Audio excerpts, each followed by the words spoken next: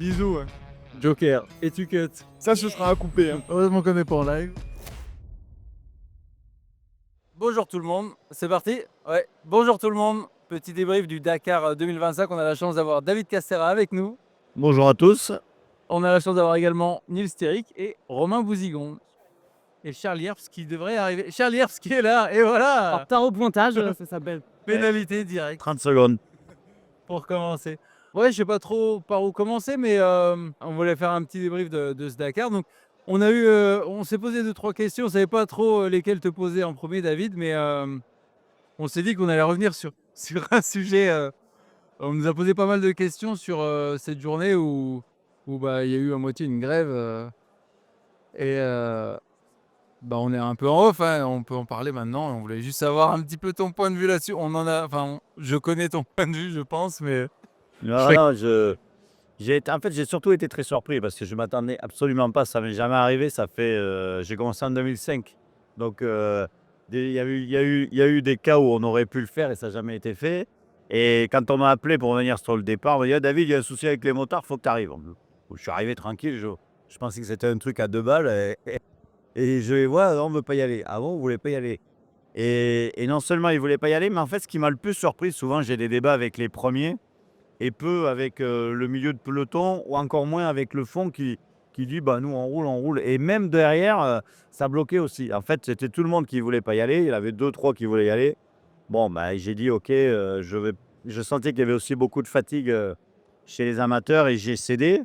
Mais je pense que si ça se reproduit dans le futur, je ne céderai pas. Parce que je savais que les conditions étaient bonnes et si on avait décidé de lancer, c'est que c'était jouable. Hein. Donc, je remettrai bien les pendules à l'heure avant le prochain départ, c'est-à-dire au grand briefing. Et le Dakar, c'est pas la carte, c'est un menu. Et c'est on a la chance en plus, c'est dessert, fromage et il y a la totale. Donc, vous aurez tout et je peux vous garantir que l'année prochaine, vous ferez tout. Et celui qui ne voudra pas faire, eh bien, il rentrera et il prendra les pénalités. Mais si j'estime en tout cas que les conditions sont là, parce que c'est le plus important, mais je pense que les conditions de sécurité n'étaient pas remises en cause. d'accord. Et tu penses qu'il n'y aurait pas eu beaucoup de monde bloqué dans les dunes à la tombée de la nuit? Peut-être, on l'a fait en voiture, hein, pendant que les motards discutaient, les voitures roulaient. Hein. On a bloqué, il y a 100 voitures qui sont passées avant la coupure qu'on a estimée après. Il y en a une vingtaine, trentaine qui n'a pas été au bout, mais on aurait pu faire la même chose, sécuriser les 20 derniers motards et leur mettre un temps intermédiaire et les garder toujours comme finishers. C'était quelque chose qui était totalement envisageable. Mais bon, là, la discussion était difficile et surtout, tout le temps qu'on perdait était du temps perdu sur la journée. Et on a attendu une demi-heure de plus, c'est une demi-heure de nuit, 2 jours de moins, et c'est 1 heure de nuit de plus parce que le temps de nuit compte double ou va au triple. Ok. Et est-ce que ça mouille pas aussi un peu l'orga à ce moment-là? Parce que une fois qu'il y a débat avec les pilotes, s'il y a un problème derrière, est-ce que c'est problématique à ce moment-là? Oui, c'est sûr, ça déstabilise un peu. On te dit, ah, s'il y a un accident, ça sera ta faute. Bon, cette phrase-là, je l'ai déjà entendue. Hein. Mais je crois que les accidents, voilà, il y en a eu, il y en aura malheureusement encore. On est dans un sport à danger. On se doit de le maîtriser, nous, au mieux, de faire attention. Mais là, je ne vois pas en quoi, sur cette étape-là, si ce n'est la fatigue générale, il y avait une problématique. Je ne pense pas qu'il y en avait. On m'a servi des excuses complètement bidons. Bon, on n'a plus à manger, on n'a plus à boire, le Ça, soleil, il a fait des entendu, trucs mais à la con. Mais bon, c'est la vie, voilà. Ça m'a servi, je pense que ça m'a servi de leçon, ça m'était jamais arrivé. Ça m'a endurci dans un autre sens, pas le bon pour vous, mais je saurais en tout cas mieux le gérer tu sauras t'en rappeler. et je saurais m'en rappeler. Tu vas pouvoir en tirer des leçons. Effectivement, c'est vrai que sur l'édition 2026, si tu comptes nous remettre encore des grandes journées de cailloux, tu sais ce qui t'attend. Un nom à faire bocos. Hein. Alors, je vais faire un truc, prends pas le départ du prochain. Non, il y a des cailloux, je ne le fais pas exprès. Hein, ce qui était important, on va en parler parce que tu m'en as parlé tout à l'heure d'ailleurs, c'était pas mal, c'est que ce qui est important pour moi, c'est de pouvoir descendre la vitesse. Et parce que c'est vrai que ça roule vite. Alors, quand tu es à fond toute la journée, il n'y a pas un grand intérêt.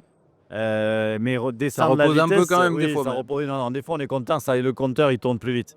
Mais ce qui est important aussi, pour moi, c'est de pouvoir couper la vitesse, faire ralentir les premiers. Et tu regardes bien, sur ce Dakar, là, on a un peu plus réussi, mais à chaque fois que je suis obligé de le faire, ça m'amène un peu dans des endroits plus caillouteux, plus montagneux, plus. Donc, il y a un compromis à trouver qui est difficile. Hein.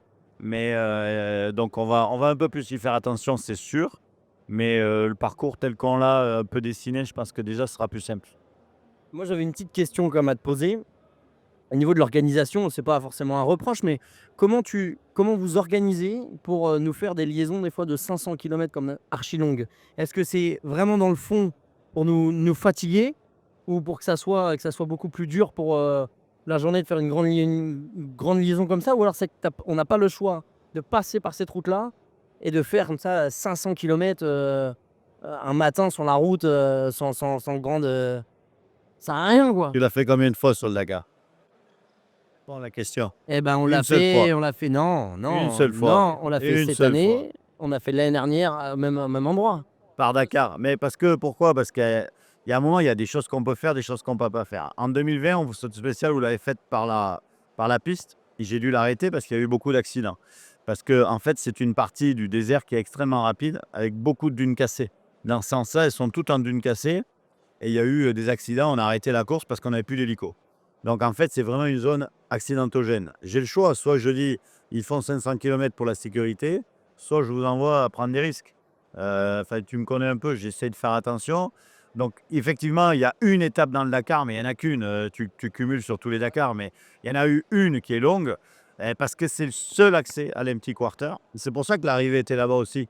On peut reprocher ce qu'on veut de finir loin de tout, mais si je fais pas ça, j'ai un aller et un retour. Il y a 2 ans, j'avais fait un petit tour de passe-passe en disant que c'était la journée de repos et que vous êtes revenu pour la demi-journée de repos, etc. Mais j'ai beaucoup de c'est très compliqué pour moi d'aller à l'Empty Quarter parce qu'il est vraiment éloigné et qu'entre les zones intéressantes avant et l'Empty, j'ai un no man's land de 700-800 km que je ne sais pas traverser. Donc voilà, après, on n'ira peut-être pas tous les ans non plus dans l'Empty parce que pour y aller, c'est vraiment compliqué. Si c'est pas pour y aller, c'est pour revenir. Donc c'est vrai que c'est. Mais il faut pas croire qu'on fait. Je fais rien par le plaisir ou pour faire mal. Mon seul intérêt, c'est votre plaisir à la fin. Et ma satisfaction, c'est votre plaisir. Non, bien sûr, puis Et on prend plaisir quand on a fait la journée des 48 heures l'année dernière dans le petit quarter, c'était génial. On garde des super souvenirs. C'est vrai que c'est un endroit où on prend plaisir à prendre la moto et donc tu vois, ça nous manquerait quand même de pas y aller. Mais ma question était de savoir si c'était nécessaire. Donc les 500 kilomètres, on n'a pas le choix de le faire. Et si on veut aller là-bas, on n'a pas le choix. On n'a pas le choix. Aujourd'hui, je ne sais pas faire autrement. Parce qu'on ne peut pas traverser. Ce désert, il est beau à cet endroit-là, mais avant, il est plat, plat, plat à perte de vue. Et il n'a pas un grand intérêt sur plus de 1000 bornes même. On pourrait couper avant à Wadi Al Dawazi, remonter, tu vois, de Bichat, aller directement par là. Mais il n'y a aucun intérêt. OK. Et moi, j'ai une petite question. Chaque année, on entend des pilotes officiels, des pointures un peu râler au niveau de la stratégie, de toutes ces courses de stratégie qui sont mises en place par les équipes pour arriver, suivant l'étape qu'on a le lendemain, si c'est une longue étape, si c'est une étape de sable ou autre. Qu'est-ce que vous, d'un point de vue de la logistique, de l'organisation, de l'intérieur, qu'est-ce que vous comptez mettre en place? Est-ce qu'il y a des choses qui sont prévues pour un peu contrer toutes ces stratégies de course et tous ces calculs qui sont faits par les équipes? Alors c'est vrai que bon, c'est pas nouveau déjà, hein, parce que moi je roule depuis les années 94 et je l'ai déjà vu à l'époque. Donc surtout dans les années 2000, c'est arrivé. Quand il y a eu KTM, j'ai connu très bien Richard, Senkt, etc. J'ai des souvenirs de voir des motards arrêtés. Donc c'est un problème vieux d'il y a 20 ans qu'on a un petit peu comblé quand on a mis les bonus devant. Là, cette année, on avait un peu aussi à notre faute ouvert une faille. C'est sur l'étape 10-11 avec l'MT. Là, on aurait dû refaire partir à l'inverse du classement et on l'avait pas prévu. Donc, il faut qu'on soit vigilant. Moi, ce que je veux favoriser, c'est le vainqueur d'étape. C'est-à-dire que c'est le vainqueur.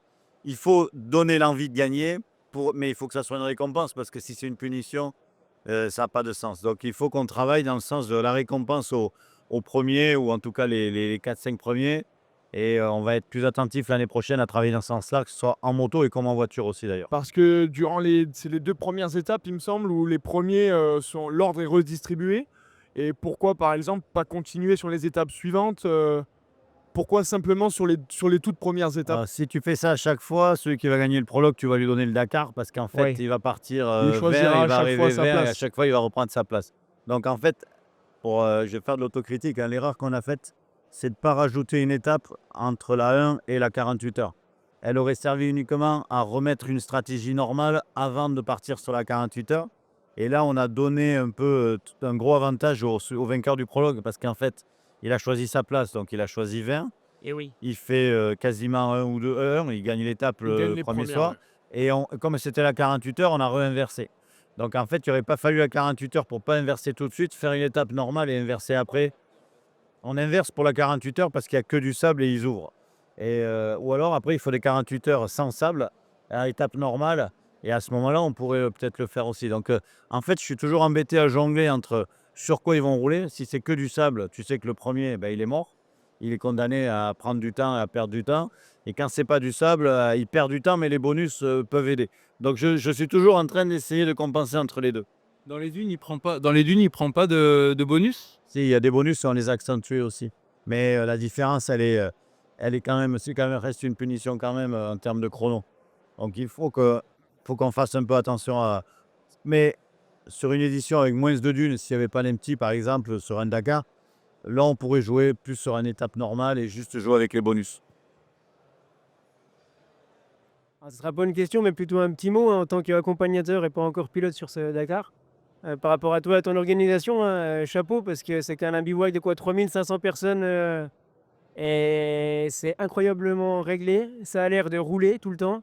Vous avez quand même un peu des problèmes en interne en logistique ou parce que ouais, de recul comme ça, c'est impressionnant. Hein. Joëtte, c'est bien parce que quand on était en Argentine, bon, j'ai fait l'Afrique, c'était différent. On était très autonome parce qu'on amenait tout avec des avions. Après, quand on arrive en Argentine, on a dû repenser totalement le modèle du Dakar. Et la logistique qui était en voiture, pardon, pas en terrestre, qui voyageait. Donc, on était en tiroir, ce qu'on appelle, c'est-à-dire qu'on sautait une étape sur deux, etc. etc. En fait, l'Arabie Saoudite, on a fait le même système quasiment avec des avions, avec des hélicos, etc. Et ça marche vachement bien. En fait, c'est l'endroit où ça marche le mieux depuis que je travaille. J'ai vu l'Afrique, j'ai vu l'Amérique du Sud. Tout est réglé comme une horloge. Alors, des problèmes, on en a. Hein. Des avions qui ne démarrent pas, des autorisations qu'on n'a pas parce que la tour de contrôle, elle ne veut pas. Un hélico qui tombe en panne, le gasoil qui n'est pas là. Tout ça, j'ai plein de trucs. Mais on a une vraie force de réaction incroyable, en fait. C'est vrai que c'est une société, il y en a qui critiquent parce qu'elle gagne de l'argent, mais c'est parce qu'on gagne de l'argent qu'on peut investir et faire les choses bien aussi.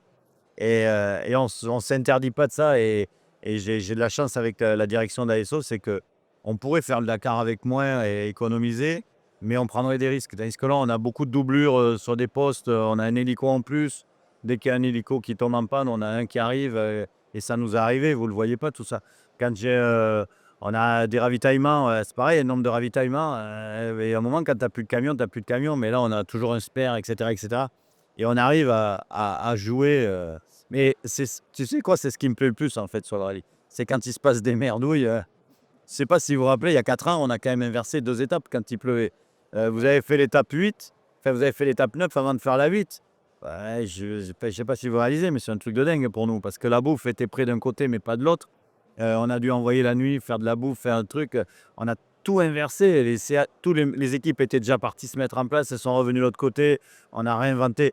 Bah, mais c'est le plus excitant du boulot. C'est le plus excitant. Ouais, non, mais c'est pour ça. Enfin, on parle souvent de la course et tout, mais pour avoir vu l'intérieur, la logistique et l'organisation, je trouve ça vraiment chouette. Et c'est bien de le mettre aussi en avant parce qu'il n'y a pas que des soucis, il y a quand même une grosse organisation derrière. Hein. Il y en a toujours un petit peu. Mais bon, le but, c'est de les limiter et de faire en sorte qu'il y en ait le moins possible. Mais il y a beaucoup d'aléas sur un Dakar. Il y en a beaucoup. Le brouillard était un aléa. On fait quoi? On a attendu. Il n'y en avait jamais eu dans la zone. En plus, on s'est retrouvé 3 heures bloqués alors que c'était jamais arrivé. Enfin bref, mais c'est comme ça. Hein. Mais bon, ça a toujours été, depuis que je le cours. Ce serait pas marrant sinon, quoi. Non, voilà, ça serait trop simple.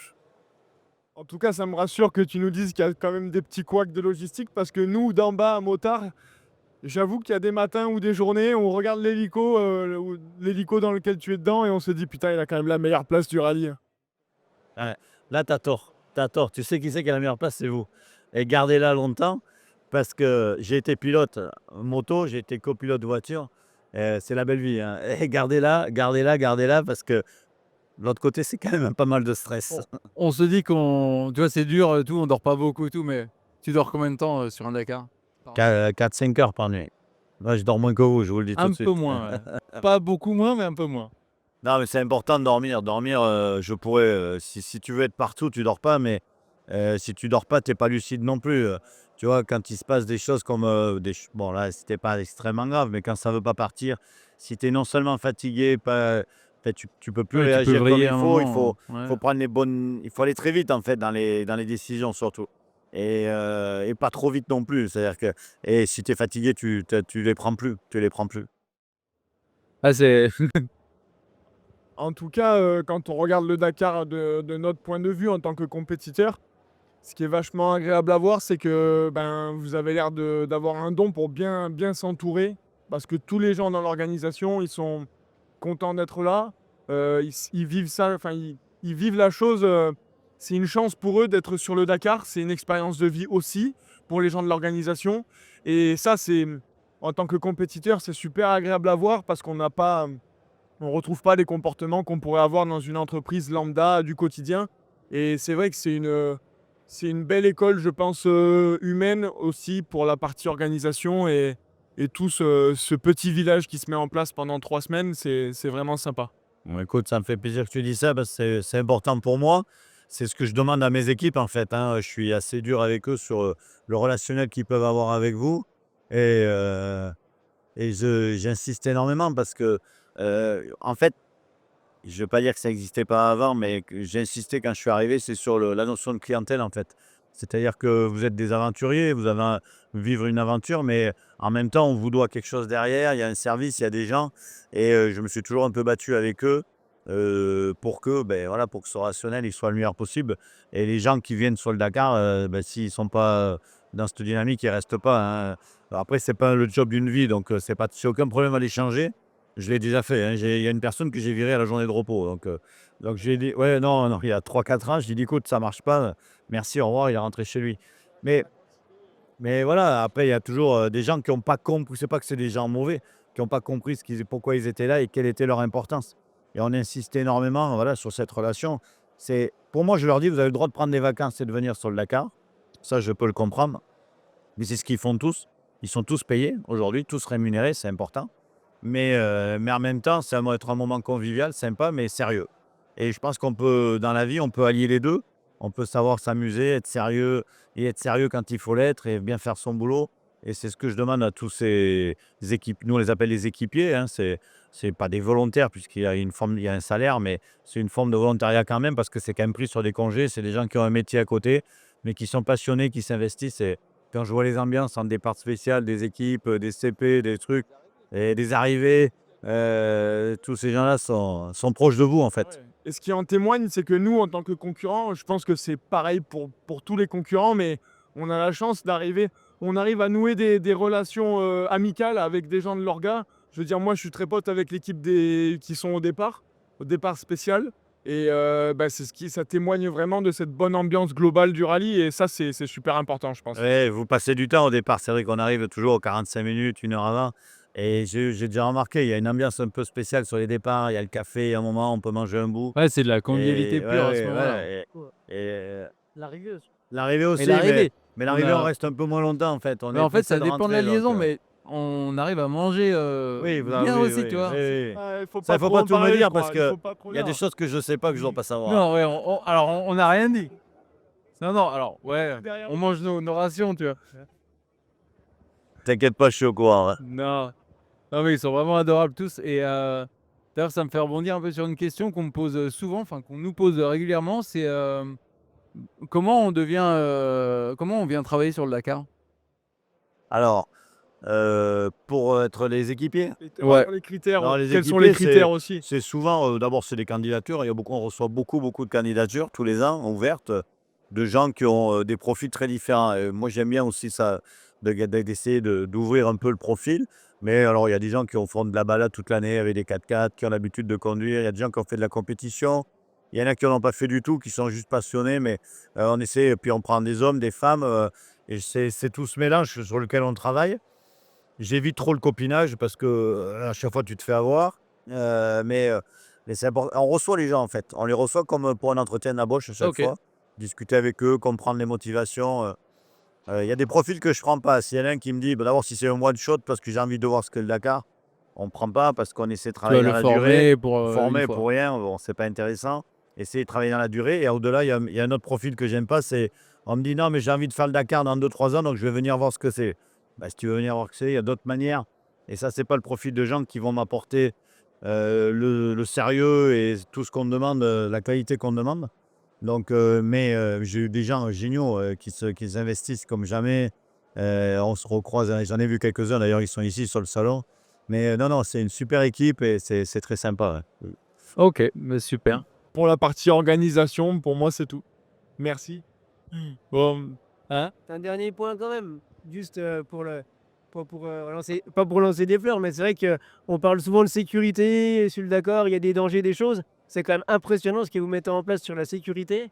Et il y a beaucoup de gens qui vont faire cette course je pense que lui, il veut vraiment être accepté en tant Il y a- que concurrent. Hein. en 2026, en janvier 2026. Et il fait trop Non, de lèche, non, mais- lui. Non. Est-ce qu'il y a une taille requise pour pouvoir venir ou pas encore dans le règlement? Non, très honnêtement, non, parce que c'est vrai que ça revient souvent, c'est Il a à dangereux. peu près ça la taille à machin, ce truc. Gaston Rayet, non?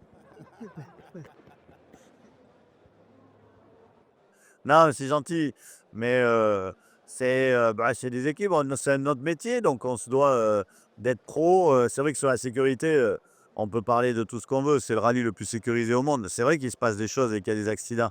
Mais on a une flotte d'hélicos incroyable. On a 6 hélicos qui peuvent faire du médical. On a des voitures partout. On a 70 médecins sur le bivouac. Enfin, les gens peuvent dire ce qu'ils veulent autour du Dakar, mais en termes d'organisation, le PC course, il est géré que par des professionnels. C'est pas des gens qu'on va chercher au coin de la rue. C'est des anciens gendarmes, c'est des anciens du GIGN, des pompiers, des professionnels absolus qui ont été formés, qui nous ont formés aussi, qui nous ont aidés à la base pour écrire toutes nos, comment on appelle, nos procédures. Parce que le PC, c'est une procédure. Un bouton rouge, il y a une procédure avec des checklists. Il y a quelqu'un qui est monsieur qualité qui vérifie que les procédures sont appliquées. Enfin, on est à ce degré-là aussi de travail. Donc, voilà, ça a été mis en place petit à petit par les différentes équipes du Dakar et ça fonctionne super bien aujourd'hui. Ouais, parce que je rebondis sur ce que tu disais tout à l'heure. Il y en a qui disent que c'est une course chère, qu'il y a de l'argent, que bah oui, mais d'un autre côté, il y a une sécurité de fou et il Ça faut savoir coûte. ce qu'on veut, quoi. J'ai vu des Exactement. pilotes qui me disaient ça, hein, qui me disaient bah, moi je vais sur le Dakar, c'est cher, mais moi je sais que j'ai plus de risques, enfin il y a moins de risques pour moi. Alors, on a un temps d'intervention aujourd'hui en hélicoptère qui est plus court que sur le périph' à Paris. Hein. Donc, alors qu'on est dans le désert et que ça doit être 2 ou 3 fois plus long. Avec des gens Et compétents. avec des gens extrêmement compétents qui sont triés, qui sont habitués à intervenir en urgence. C'est que des urgentistes. Donc, voilà. Non, c'est vrai qu'il y a un super staff médical, que ce soit aussi pour les kinés. C'est vrai qu'il n'y a que sur cette course-là qu'on voit une dizaine de kinés pour les motards qui sont là quasiment en priorité, j'ai envie de te dire, parce que c'est vrai qu'on ne voit pas beaucoup les pilotes de voiture. Mais c'est extrêmement physique en moto et il y a toute une équipe et ils sont vraiment tous passionnés. Ils viennent là d'abord par passion et puis ils sont vraiment investis. Il y a des gens comme Mika qui sont là depuis une dizaine d'années et c'est vraiment plaisant Il y en pour a nos un ou deux pilotes, très très bons d'ailleurs. bien sûr, Il y a un ostéo. qui sont là et non, c'est vraiment bien d'avoir mis ça en place. Hein. Non, non, c'est un service complet qui évolue au fil du temps et qui a fait ses preuves. Moi, je pensais qu'on avait parlé d'équitation. En fait, c'est le David de Castera. C'est le Dakar de David Castera. Aujourd'hui, j'ai C'est pas le l'impression. mien, hein, c'est le Dakar d'une équipe. Et aujourd'hui, j'ai eu travaillé comme directeur sportif. Aujourd'hui, je suis directeur du rallye, mais en fait, je travaille moins qu'avant. Mais je coordonne et j'ai des équipes extraordinaires qui m'aident et qui me permettent aujourd'hui de prendre suffisamment de hauteur pour penser, réfléchir et me concentrer à d'autres choses. Mais c'est vrai que c'est important aussi. C'est tout le staff proche de nous et super important pour pouvoir gérer une épreuve comme celle-là. Merci pour tout, en tout cas, David, parce qu'on passe des super moments, sauf sur les liaisons et puis dans les cailloux, mais tu as de la chance qu'on t'ait pas attrapé encore en pleine, en pleine spéciale, mais on te voit que longtemps après, donc tu as de la chance, tu t'en tires bien. T'as quand même. déjà oublié quand tu me vois. Hein. À peu près. Il a oublié la moitié. Et déjà, vous êtes tous pareils. Donc, vous avez tous dit, on l'a tous dit, je le ferai plus jamais. Et vous arrivez, un mois après, regardez, là, vous refaites l'histoire et vous êtes déjà engagé pour le prochain. C'est vrai, c'est vrai. Je vous aime. C'est vrai, parce que ça nous plaît. Ouais. facile. Et le marketing chez nous, il est bon. Hein. Bien, tu payes ton chi. Tu veux plus jamais. En être plus, on client. paye et on est content. Et on est content et en plus, on revient. Et on gueule. Et on y retourne. Bon, merci les gars. Merci à toi. Merci. Merci beaucoup. Bon salon à toi. Après, tu vas nous parler de ton Dakar aussi, Charlie Yeti. Merci David. À plus tard. Bon, Nils. Ouais, donc. Alors, Bouzig va envoyer ça qui lui viendra plus. Ouais. Lui, on va changer de nom sur la candidature. Bon, Nils, ton Dakar. Deuxième Dakar avec Cove. Ouais. Deuxième Dakar avec Cove. Alors Cove, c'est les Chinois qui disent Cove. Ah, Cove. Et international, ils disent Cove. Alors, Parce que c'est à la française, quoi. Ouais, voilà. Mais oui, deuxième Dakar avec cette marque. Un bon deuxième Dakar. Troisième Dakar global pour moi, parce que mon premier Dakar, je l'ai fait en tant que privé avec une gaz-gaz. Et voilà, ça s'est super bien passé. On s'améliore, on améliore la moto et moi aussi en même temps, parce que la marque a commencé il y a 3 ans. Et moi aussi, j'ai commencé il y a 3 ans le Rally Raid. Donc on évolue ensemble, on est parti presque de zéro ensemble. Et jusqu'à présent, c'est une affaire qui roule plutôt bien. Trop bien. Et du coup, tes perfs cette année sur le Dakar, ça donnait quoi Eh bien, les perfs, on termine à la 15e place du général, à la 6e place en Rallye 2. Donc, super positif pour moi, pour l'équipe, pour la marque. C'est la première fois qu'une marque chinoise rentre dans le top 15 d'un rallye de cette dimension-là, d'un championnat du monde et d'un Dakar. Donc, je suis vraiment fier et heureux de participer à ce type d'exploit-là, à ce développement, parce que c'est très enrichissant pour moi en tant que pilote, mais aussi le travail et la collaboration avec les Chinois, c'est vraiment quelque chose que j'apprécie. Donc, tout se passe bien pour le moment, c'est sympa. Donc, ton avenir avec eux, c'est quoi? Tu as signé un contrat de Ouais, alors plusieurs années ou c'est... j'avais signé un contrat de 2 ans. On arrive au terme à la fin du mois, et on est déjà en train de revalider un contrat pour les 2 prochaines années. Donc c'est super, l'aventure continue et c'est gage de confiance. On a vraiment une bonne relation entre la Chine et moi et l'équipe aussi, parce qu'il faut savoir qu'il y a l'usine, il y a les Français qui s'occupent de l'exploitation du team, de tout ce qui est la partie structure, avec mon mécanicien Julien aussi, qui travaille avec moi depuis le début avec les Chinois. Et voilà, c'est gage de confiance et on a vraiment envie d'y arriver, eux comme moi. Et voilà, donc on fait vraiment le maximum pour y arriver. Et j'ai re-signé pour les 2 prochaines années avec eux. Donc j'espère que ça va bien se passer. Trop cool. Du coup, les projets, à la fois en termes de développement et sportifs, qu'est-ce que vous avez de prévu là sur l'année, voire les 2 années? Est-ce qu'un championnat du monde complet, est-ce que ça les intéresse? Moi, ça m'intéresse, oui, beaucoup en tant que pilote. C'est le but, c'est l'objectif d'arriver à s'aligner sur l'intégralité du championnat du monde. Après, c'est un championnat qui demande un budget conséquent, Bien sûr. parce que c'est pas qu'un Dakar. Le Dakar, c'est le rallye qui est le plus médiatisé de tous.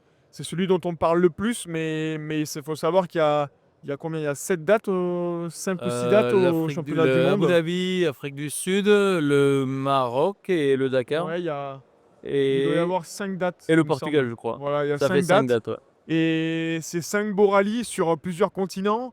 Cette année, il y a le nouveau rallye, le Safari Rally en Afrique du Sud. Et c'est vrai que celui-là, j'aimerais vraiment le faire. Mais pour cette année 2025, le championnat du monde n'est pas au programme pour nous. On va se concentrer sur le Rallye Chin, qui est super important pour eux. Le Taklamakan, Taklamakan, ouais. ouais. Qui est dans le désert de Gobi, à la frontière de la Mongolie de l'Afghanistan. En fait, c'est vraiment tout à l'ouest de la Chine. C'est un désert qui est magnifique. On va également s'aligner sur la Baja d'Aragon, parce que la Baja d'Aragon, c'est une course qui nous sert de test de développement pour le moteur et le châssis de la moto. C'est pas très loin, ça ne nous coûte pas énormément d'argent en termes de frais fonctionnels. Et après, Rallye du Maroc et Dakar. Ok. Et des grosses évos prévues ou c'est... Alors de grosses évos, pas de grosses, mais oui, une évolution permanente. Là, cette année, c'était une nouvelle moto qu'on avait. C'était un prototype qui a été fait il y a exactement 14 mois, donc à peine plus d'un an. Et c'est une moto avec laquelle j'ai gagné le Rallye de Chine l'an dernier. Ça faisait simplement 6 mois qu'elle était sortie que le tout premier modèle était sorti de la chaîne de production. Donc on était parti quasiment d'une feuille blanche et on arrive à avoir une moto qui est assez performante. Donc oui, ça évolue en permanence. Entre-temps, on a eu pas mal d'évolutions moteur principalement parce que c'est la partie sur laquelle on a le plus de travail. On a la chance d'avoir une super moto bien équilibrée avec un bon châssis. Mais pour pouvoir s'aligner avec des marques comme KTM, Honda ou d'autres, ben voilà, elles ont 20 ans d'expérience, 30 ans d'expérience. Nous, on n'a que 3 petites années. Donc on fait le maximum pour faire évoluer ça, ouais. D'accord. Tu as des questions sur. Des questions sur la Cove? Sur son embrayage magique? Non, mais c'est vrai que c'est des bonnes motos. Mine de rien, ils sont arrivés, on se disait c'est des motos chinoises et en fait, ils mettent les moyens et ils ont a priori sorti un châssis qui est vraiment efficace. Et on l'a vu en plus sur les étapes de cailloux où bah, toi, Nils, t'étais vraiment bien devant et puis Mason aussi. Donc c'est ça reste abordable pour un pilote. Moi, j'ai eu des demandes avec la structure Challenger pour des gens qui veulent venir avec COV. Donc je dois rencontrer ce Charbonnier là du coup d'ailleurs sur ces quelques jours. Parce que moi, je suis vraiment pas contre de faire de l'assistance sur des coves. Pour 10 000 euros, on a une moto pour aller faire un petit rallye de Sardaigne pour commencer à dégrossir un petit peu.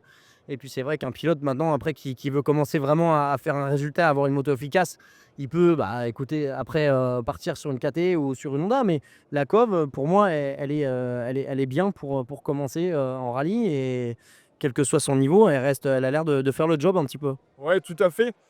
C'est vrai que bon, je suis pas commercial pour la marque ni quoi que ce soit, mais j'aime être honnête et c'est vrai que c'est une moto pour moi aujourd'hui qui manque encore un petit peu de performance, la mienne, pour arriver à me battre avec des motos officielles telles que les Honda d'usine, les KT d'usine, et même des KT compé clients qui bénéficient de certaines pièces d'usine pour certains pilotes.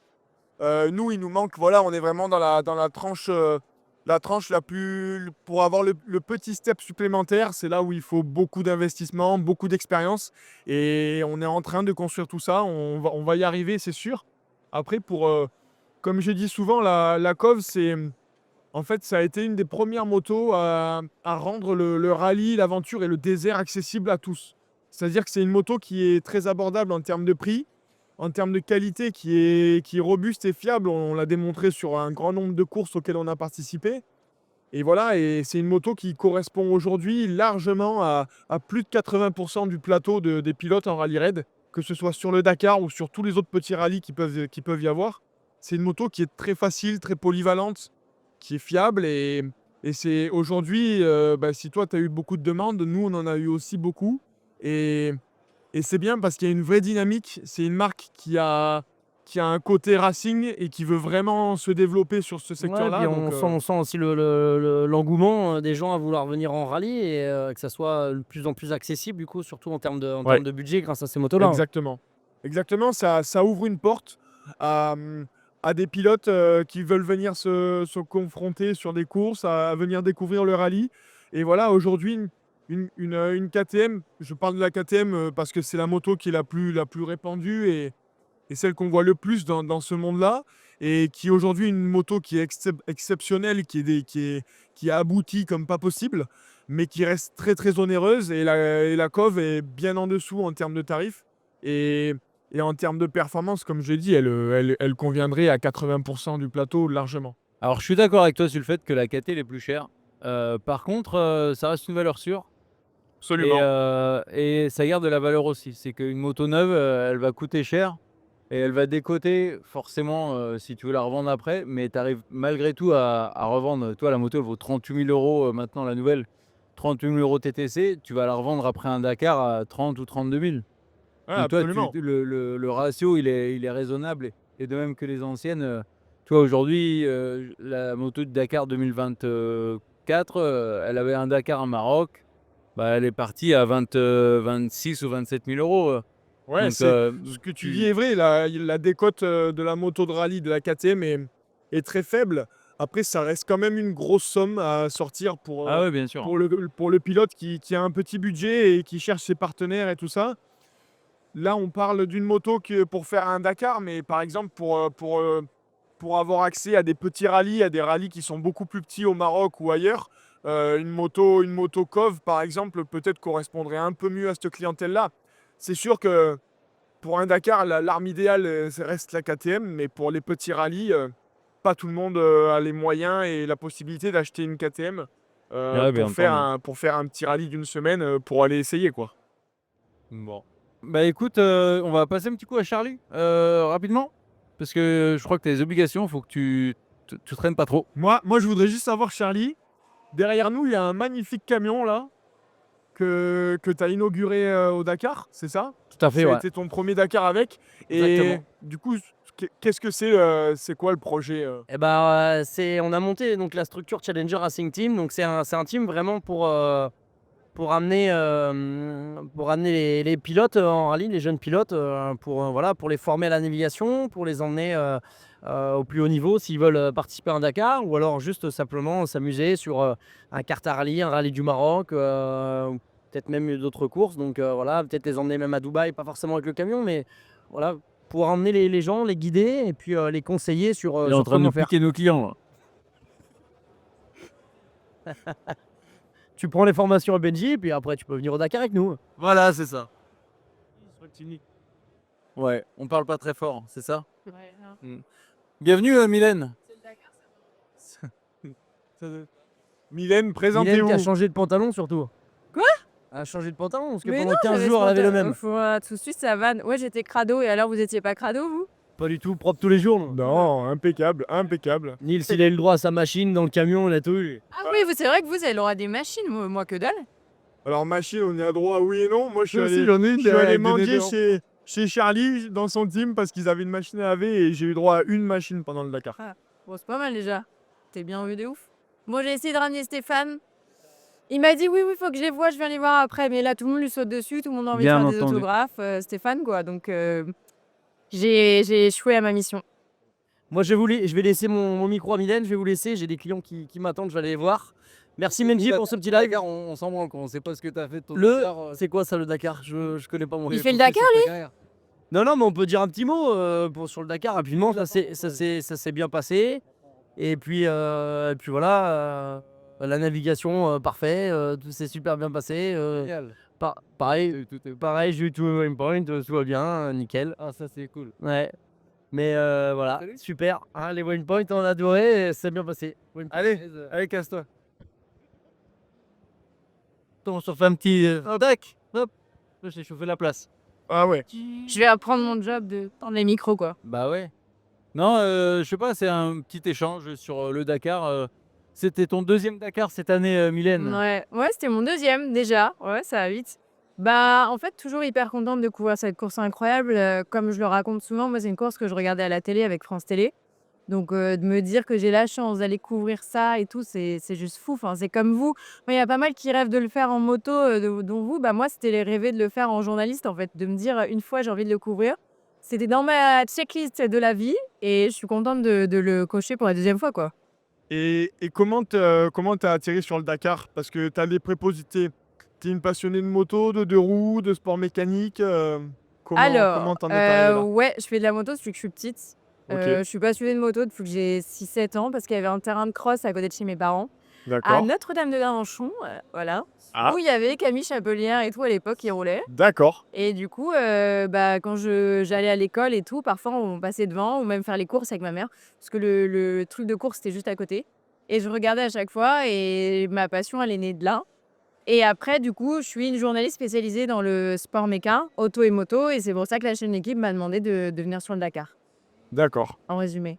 Ce qui explique un peu Ouais.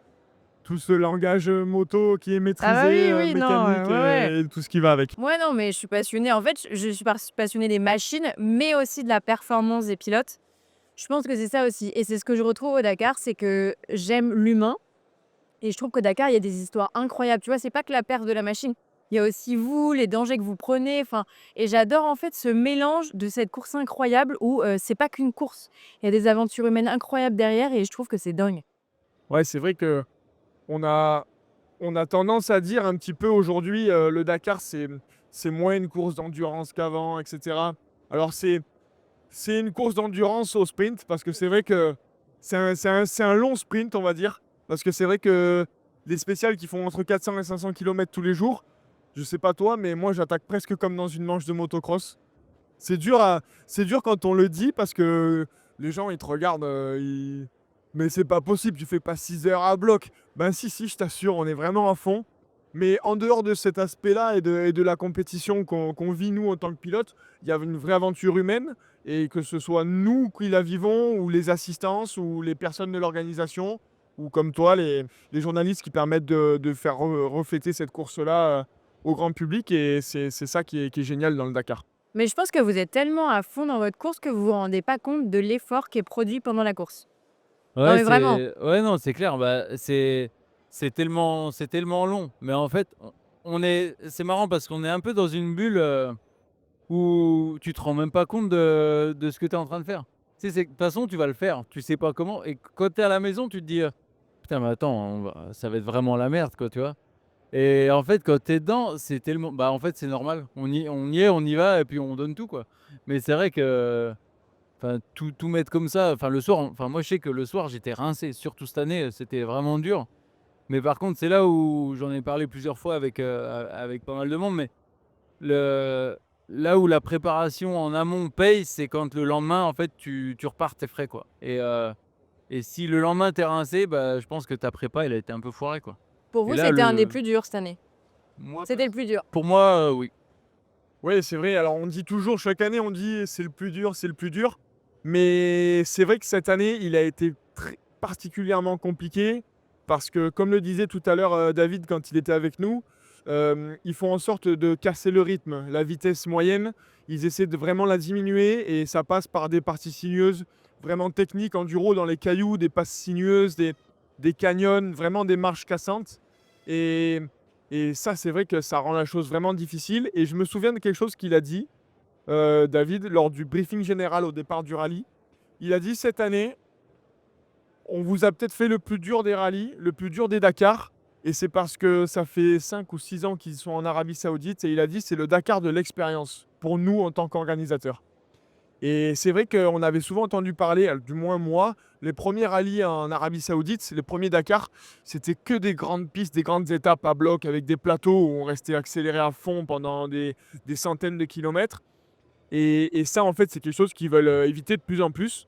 Et cette année, on a pu le voir, s'en rendre compte bien comme il fallait, à mettre des parties sinueuses en cailloux et tout ça. Et oui, enfin, pour ma part, en tout cas, c'était le rallye le plus difficile que j'ai fait.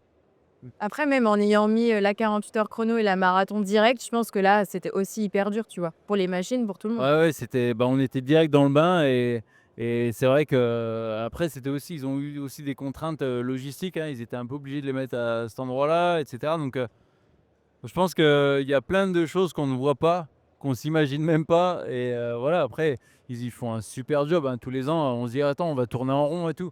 C'est vrai qu'il y a des endroits où tu te dis, ah, mais là, je reconnais, tu vois. Tu vois, le canyon, il y en avait plein qui sont perdus encore cette année, là, sur la fin. Là, j'ai dit, putain, là, l'an dernier, je me suis paumé. Cette année, je vais pas me faire avoir, tu vois. Et ça arrive de temps en temps. Mais c'est vrai que globalement, tu n'as pas l'impression de rouler sur les mêmes pistes que tu as fait en amont. Enfin, malgré que ça fait 5 ans qu'on est au même endroit, quoi. Ouais, c'est vrai, ça fait 5 ans qu'on est au même endroit. Alors, c'est des pistes qu'on coupe, qu'on recoupe, qu'on re-recoupe, mais on fait jamais le même roadbook que l'année précédente. Et ça, je sais que c'est un point sur lequel l'organisation insiste vraiment, parce qu'ils veulent pas qu'un pilote qui a roulé l'année précédente soit avantagé par rapport à un nouveau pilote qui vient cette année. Ça, c'est clair. Et du coup, tu nous as tous posé des questions à nous. Comment s'est passé ton Dakar globalement avant d'arriver sur la fin du rallye On n'arrive sur pas les aux larmes dernières directes, étapes? hein. Raconte-nous un peu tout le cheminement. Bah, alors le début, bah, jusqu'à la journée de repos, en fait, j'étais en mode Survivor pour perdre le moins de temps possible sur Manigienes. Et c'était vraiment pas des conditions qui me plaisaient, avec beaucoup de cailloux. Et on arrive à la journée de repos et j'ai entre guillemets, que un quart d'heure de retard sur Magny, alors qu'habituellement, je suis déjà à 30-40 minutes derrière. Donc j'étais bien content d'en arriver là. Et je savais que le sable arrivait, je savais que potentiellement je pouvais rattraper ce quart d'heure dans le sable si je faisais pas de conneries, quoi. Et première étape dans le sable qu'on fait en arrivant à l'Empty Quarter, c'était une étape de 110 bornes, je crois. Et là, je reprends 6 minutes. Et là, je dis, putain, 6 minutes en 100 bornes, si demain ça fait 300 et quelques, si j'arrive à en mettre autant, normalement c'est bon quoi. Là, je me souviens un soir, quand je te voyais aux arrivées, je te disais lâche rien, c'est pas loin, faut remonter et tout. Ouais. Genre, t'étais. Ouais. Ouais, puis j'y croyais, et puis je voyais qu'en plus lui il était rincé, il était au bout. Donc ouais, je me suis dit putain, je vais le faire. Et du coup le lendemain je roule et pareil, enfin l'étape a été raccourcie et 150 km au lieu de 300, et sur ces 150 je remets 7 minutes ou 7 et quelques, et du coup je termine cette 12e étape ou 11e, enfin je sais plus, l'avant-dernier jour, j'ai 1 minute d'avance sur lui. Ouais, je me souviens très bien de cette remontée que tu avais fait. Et avant d'en arriver au pourquoi du comment de la dernière étape, ce Mani qu'on appelle, c'est quel type de pilote? Est-ce que tu connais un peu son parcours, son pédigré, son palmarès? Est-ce que tu connais un peu tout ça de lui, pour que les gens à qui on parle, en fait, juste puissent se rendre compte de qui tu avais en face de toi? Quelqu'un avec qui il mange quand même. Bon, franchement, c'était son adversaire, mais je vous ai vu des midis manger ensemble.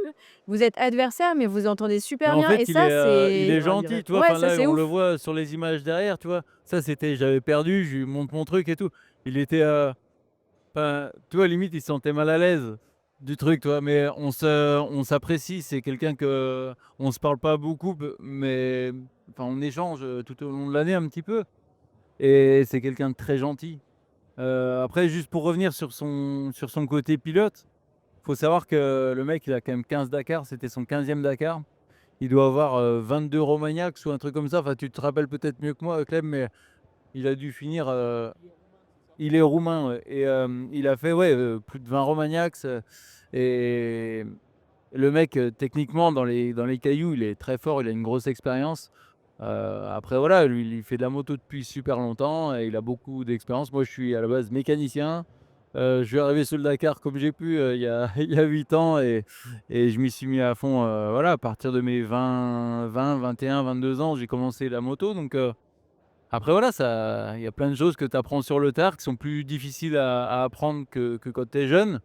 Je me donne pas d'excuses, hein, c'est juste la vérité, quoi. Et finalement, je suis content malgré tout d'arriver là où j'en suis aujourd'hui, en ayant commencé la moto si tard, et d'arriver à me battre avec des mecs qui font de la moto depuis qu'ils ont 3 ans, quoi.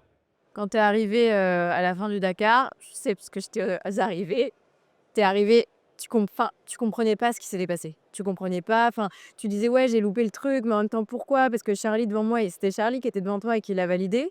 Dans quel état d'esprit tu es rentré à la maison? Dégoûté, envie déjà de revanche, Non, tu as fait. non, sur le coup, bah, forcément, bah, j'étais dégoûté, et j'ai compris en fait que j'ai compris le problème. Je sais, enfin, on me l'a expliqué sur place, la précision des antennes est aléatoire, c'est plus ou moins 10 mètres, donc j'ai pas regardé mon roadbook. L'erreur, c'est moi qui l'ai faite. Certes, et le système, il est pas précis, c'est des antennes qui ont 25-30 ans, donc si tu veux, c'est plus, ben, il y a des choses aujourd'hui qui sont beaucoup plus précis. Je sais, j'ai plus les chiffres de fréquences là qu'on a sur les antennes par rapport à ce qui existe aujourd'hui, mais c'est ridicule. Parce que, en fait, pour revenir sur le truc un peu plus précisément, t'as si tu veux, quand tu allais vers le waypoint, tu es resté vraiment. Le waypoint, c'est un cercle. Et Un qu'il faut cercle virtuel. un cercle virtuel, bien sûr, et dans lequel il faut passer pour le valider. Et toi, visiblement, tu es passé vraiment, vraiment sur le bord de ce Charlie cercle-là. le valide à 89 mètres. Ouais. Donc vraiment à 1 mètre, à 1 mètre, tu es passé dans le premier mètre de ce cercle. Et en fait, il faut savoir que les antennes GPS qu'on utilise ont une impulsion toutes les 2 secondes, je crois, il me Un semble. truc comme ça. Et en fait, clairement, ce qui s'est passé, c'est qu'il y a eu une impulsion avant Et et une après. après. Bah, on voit ma trace, Et elle Charlie, passe elle a été dedans. au milieu. C'est tellement aléatoire et c'est un coup de pas de chance. Alors il aurait, avec des si, c'est sûr. Avec des scies, on coupe du bois. C'est une petite erreur, c'est une erreur d'inattention de ta part peut-être ou de Ouais, c'est clairement ça. concentration. J'ai Il pas au- regardé mon roadbook, j'ai pas regardé ma flèche. Tu aurais été décalé de 2-3 mètres de plus vers la droite ou vers la gauche, enfin du Bah, côté plus du à droite là, waypoint. du coup, ouais. Tu l'aurais validé, mais Mais c'était voilà, pas le ça cas. arrive à tout le monde et c'est comme ça quoi. Ça peut aussi partie des expériences, je pense, tu vois. Je Ouais, sais, il faut bien essayer. Moi, entendu. je suis toujours du genre au positif. Ouais, non, mais faut. Mais ça fait Faut que partie ça de serve de leçon l'expérience aussi, tu vois, et mais tu le referas pas. Tu vois? bah, j'espère pas, sinon je suis vraiment Non, con, quoi. non, là, sinon, je t'attrape à la rue, je te dis, mec, t'es sérieux? Genre, non. On te le souhaite pas en tout cas. Non, mais ouais, voilà, donc c'est en gros, voilà, mon Dakar qui s'est. Enfin, je pense que j'ai fait mon plus beau Dakar globalement en termes de performance. J'ai jamais fait aussi bien que ce que j'ai fait cette année. Enfin, en classement général, si, j'ai fait la même chose à mon premier Dakar. Enfin, le premier Dakar, j'ai terminé. Mais bon, le niveau aujourd'hui est vraiment relevé et d'avoir réussi plusieurs fois à rentrer dans le top 20 et une fois dans le top 10, bah, c'était fou, quoi. C'est vrai qu'aujourd'hui, j'en profite que tu dis ça parce que il y a à l'époque des Peter Hansel et de tous ces pilotes qu'on connaît, ils étaient 2, ils étaient 3 à pouvoir prétendre gagner un Dakar, à se battre vraiment pour la gagne. Aujourd'hui, on prend le départ d'un rallye, mais pas que le Dakar, hein, même d'autres du championnat du monde. Et il y a quasiment 10 pilotes qui sont capables, en mesure, qui ont les armes pour gagner, qui ont la capacité de gagner. Et même, j'ai l'impression que chacun des 10 premiers pilotes officiels ont tous gagné une fois, à un moment donné, leur Dakar, quoi. Et donc, on assiste à une course où tous les pilotes sont de... Enfin, la chose se professionnalise de plus en plus. Et moi, je suis assez admiratif de ce que tu fais parce que ça fait plus longtemps que tu fais du rallye que moi. Et de voir la façon, l'intensité que tu mets, la rigueur que tu as dans tous tes entraînements, l'approche que tu as de la compétition. Certes, tu l'abordes comme un amateur parce que tu es un pilote privé aujourd'hui. Tu n'es pas pilote officiel pour une marque, mais tu mets tout en place comme un pilote officiel, que ce soit sur la partie des partenaires, pour trouver des budgets, du sport en amont, de la mécanique de la moto. Et moi, je suis assez bluffé de ça.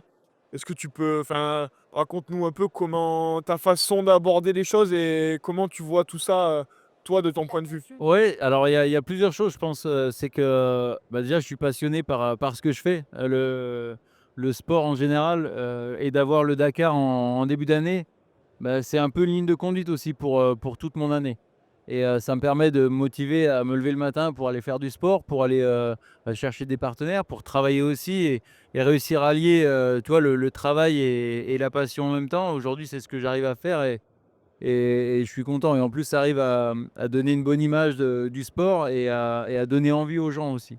Et ça, pour moi, c'est important de partager, de donner de mon expérience aussi, parce qu'aujourd'hui, j'ai l'expérience de pilote, mais j'ai l'expérience aussi de mécanicien et tu vois, les petites astuces, les choses que tu apprends juste par l'expérience, en fait.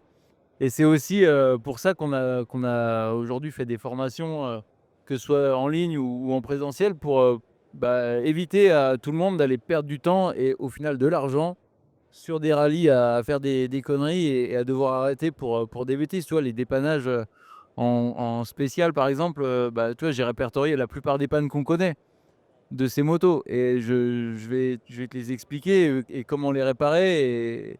Et voilà, ça, c'est des petites choses qu'on essaie de mettre en place pour aider les mecs. Et ouais, enfin, je sais pas trop si ça répond au final à la question, mais Mais c'est vrai que tout ce que tu mets en place, par exemple, quand tu dis là que tu as répertorié toutes les pannes et autres, et puis au travers de la série que vous faites, cette série d'épisodes que vous faites durant le Dakar, J'ai regardé que les soirs. tu veux tu as des admiratrices. Dans ma petite tente, je regardais les. T'avais du réseau, toi? Ouais, de temps en temps, j'avais un peu de réseau, mais franchement, je regardais, c'était cool. C'est trop bien. Mais moi, j'apprenais encore des trucs et je me disais, ah tiens, demain, je pourrais lui parler de ça et tout. Non, mais c'est... Oui, ça sert aussi. Ouais, mais c'est génial parce que moi, par exemple, de mon entourage, il y a beaucoup de personnes qui regardent ces vidéos-là. Et on va dire que d'un côté de moi, j'ai la partie média global, général de la course. Et toi, tu arrives à faire vivre la course en inside avec tout ce que vous mettez en place. Et ça permet de démocratiser un peu le rallye, l'approche qu'on peut avoir. Parce que, par exemple, moi, quand je suis arrivé en rallye en 2023, je suis arrivé, une main devant, une main derrière, c'était mon rêve, j'étais passionné de ça, mais sans vraiment l'être parce que j'avais jamais pu vivre, un rallye et je suis arrivé vraiment dans l'inconnu et ce que tu mets en place aujourd'hui, ça permet à des pilotes qui souhaitent venir découvrir la discipline, s'inscrire sur un rallye, d'arriver avec, j'ai envie de dire presque un peu d'expérience et un bagage derrière soi Et ça, bah, bravo à toi et à Clément qui est tout le temps derrière la caméra. Clément, il est là au charbon. Mais, On le voit mais pas, faudra un ouais. miroir pour que. mais franchement, chapeau, bravo à vous. Et moi, j'ai envie de dire bravo à vous deux aussi, quand même, c'est incroyable ce que vous faites. Et j'aimerais savoir, tous les ans, c'est dur. Vous revenez, vous êtes rincés et tout. Pourquoi vous y retournez? Non, mais vraie question. Attention, réponse ici. Pourquoi on y retourne? Bah, c'est vrai que tu dis au mois de janvier, tu pourrais aller en vacances au ski. Tu pourrais, il n'y a pas trop de monde sur les pistes. Ouais, c'est Tu peux vrai. aller au soleil, tu Oui, peux au faire plein soleil. d'autres choses. C'est Au vrai. soleil, on y est, ça, pour le coup. Ouais. M- Mais, mais ouais, c'est. Pourquoi on y retourne? Moi, pour ma part, alors ça va être très personnel, mais c'était un rêve que je voulais faire. J'ai été pilote d'enduro et avant de rentrer dans la vraie vie, dans la vie active, avec un métier qui est conventionnel, etc., je voulais faire cette course-là. Je l'ai fait Mais pourquoi tu voulais la faire? parce que ça me faisait rêver et je voulais terminer. Je peux pas dire ma carrière de moto parce que c'était pas le cas, mais je voulais terminer mon expérience de compétition et de pilote de moto sur un Dakar. C'était vraiment la course qui me tenait à cœur. Et je l'ai fait, j'ai trouvé le budget, tout ça pour y aller. Quand j'ai fini mon premier Dakar, ça avait été vraiment compliqué pour trouver le budget et je m'étais dit, j'y retournerai pas. Alors je pense que j'y serais vraiment pas retourné, mais j'ai eu cette opportunité avec les Chinois, avec Kov, de pouvoir y retourner. Et aujourd'hui, c'est mon 3e Dakar et je remettrai tout en place pour y retourner parce que c'est une course qui nous fait vivre tellement d'émotions, tellement d'adrénaline, enfin, c'est vraiment c'est une aventure humaine qui me fait évoluer moi personnellement pour tout le reste de l'année à chaque fois. C'est comme si je passais un step à chaque Dakar. Et, et voilà, physiquement c'est dur, quand on y est c'est dur. On se dit putain on serait mieux à la maison tranquille ou en vacances au ski ou au soleil. Mais quand on rentre, on n'a qu'une envie, c'est d'y retourner et de tout mettre en place pour y retourner. En tout cas pour ma part c'est ça. Tu vois, même moi, en journaliste, ça me fait une pause dans ma vie de tous les jours. Ça me fait vraiment, et ça me fait réfléchir à énormément de choses. Les choses que tu as envie de même changer dans ta vie, que tu veux plus, franchement, ça te fait vraiment réfléchir à énormément de choses. Ça t'extirpe de ton quotidien et ça te change. Ouais, ça fait énormément évoluer. Je suis d'accord, ouais. Et c'est vrai que avant, après un Dakar, t'es plus la même personne. Et mais c'est vrai, enfin, on en parlait avec Chris de ça. Il y a des mecs qui sont dans des mecs qui ont fait le Dakar. Alors, c'est des clients à Chris. Moi ça me fait rire parce que j'ai une petite anecdote très personnelle, mais vas-y. Vas-y, on en reparle juste après. Quand tu dis que ça change un homme, mon premier Dakar, donc Dakar 2023. c'est- Attention, à tout moment, on censure. Non, mais ça faisait 10 ans que j'étais avec ma copine. Et ben, je suis rentré et je me suis séparé. J'ai quitté ma copine. J'ai fait un espèce de bilan sur ce Dakar, comme si j'avais ouvert les yeux ou un bon vent, un bon courant d'air frais, tu vois, d'air pur et qui m'a fait changer et changer un peu ma vision des choses, de la moto, de ma vie perso. Donc ouais, quand tu dis on est un autre homme, pour moi c'était le cas. Pour mon premier Dakar, maintenant c'est bon, maintenant, T'as réglé maintenant tout tout ça. va et bien, t'es- maintenant tout va bien, je suis réglé. Ça fait réfléchir, hein, franchement, Ouais, vraiment. ouais. Ouais, et tu vois, il y a des mecs, donc pour rebondir là-dessus, je connais pas la personne, mais Chris le connaît très bien, et des personnes qui ont fait le Dakar et qui font plus que du business aujourd'hui, des mecs qui ont des grosses affaires, qui font plus que du business avec des gens qu'ils ont rencontrés au Dakar, qui ont fait le Dakar. Parce que ils disent, bon, si tu as réussi à faire un Dakar et à le terminer, bah, on peut être C'est partenaire vrai et que tu tu vas y changes arriver, de quoi. catégorie de personnes, on va dire, parce que bah, c'est comme les aventuriers qui font un Vendée Globe, qui font toutes ces courses un peu extrêmes dans n'importe quelle discipline. Ça change la perception de voir la vie et les choses. Et on n'est pas beaucoup à être comme ça, mais je pense qu'on peut dire qu'on l'est, quoi. Surtout toi qui a un paquet de Dakar à ton actif, que ce soit en tant que mécanicien, que pilote. Et tu dois encore voir les choses différemment que moi. Ouais, en fait, j'ai grandi avec le Dakar. Tu vois, je suis arrivé sur le Dakar, j'avais 21 ans, je crois, ou 22 à C'est un peine. bébé? Bah oui, j'étais le jeune, il m'appelait Junior chez KTM. J'étais le minot de l'équipe, quoi. Et en fait, j'ai appris énormément de choses et à côtoyer les pilotes quand je bossais pour Després, en fait, bah, j'ai appris beaucoup. Tu vois, le mec est super minutieux, voire même plus que ça. Et c'est difficile à être dans cet entourage-là parce qu'il est tellement carré, surtout que. Bah voilà, mais moi j'avais 21, 22 ans, bah en fait j'étais une éponge, j'apprenais, et il m'a appris, j'ai fait plein de conneries avec lui. Mais j'en ai appris plein, et en plus tu sais que quand tu les fais une fois avec lui, tu les fais pas deux, quoi. La réputation. Ouais. T'aimerais bien le faire un jour, mais pas en malmoto, ou ce sera toute ta vie en malmoto? Non, en fait je l'ai déjà fait, mes 2 premiers Dakar, c'était avec, le premier c'était avec le team Dust, le team polonais, avec lequel Jean-Loup roule. Et la deuxième fois c'était avec Nomad Racing, et c'était des très belles expériences, mais c'est pas moi en fait. Bon alors le refaire, pas en malmoto quoi. Non, non, en fait non. Pourquoi? Parce que j'y trouve mon compte en malmoto. Et parce que enfin tu vois, j'aime me démerder tout seul, j'aime le challenge à la con. Et je pense que là pour le challenge à Le la mec con, aime on est bien pas être mal, dans le quoi. dur en fait. Bah en fait, Ouais, je pense, ouais, ouais. ouais, c'est ça. Non mais c'est voilà, ça fait un petit truc en plus, et enfin un bon truc en plus ou en moins, enfin t'as moins ça dépend comment on voit les Je choses, sais quoi, pas, mais oui. Ouais. C'est vrai que on dit souvent qu'il y a plusieurs courses au sein de la catégorie moto, moto globale. Il y a les pilotes officiels, il y a qui dorment dans un camping-car au top, etc. Il y a ceux qui dorment dans les tentes de toit, un peu moins confort, ou dans des camions aménagés. Et il y a ceux qui dorment dans les tentes. Et il y a ceux qui dorment dans les tentes et qui sont en mal moto. C'est encore autre chose. Non, mais c'est vrai parce que c'est une gestion globale de la course qui est différente.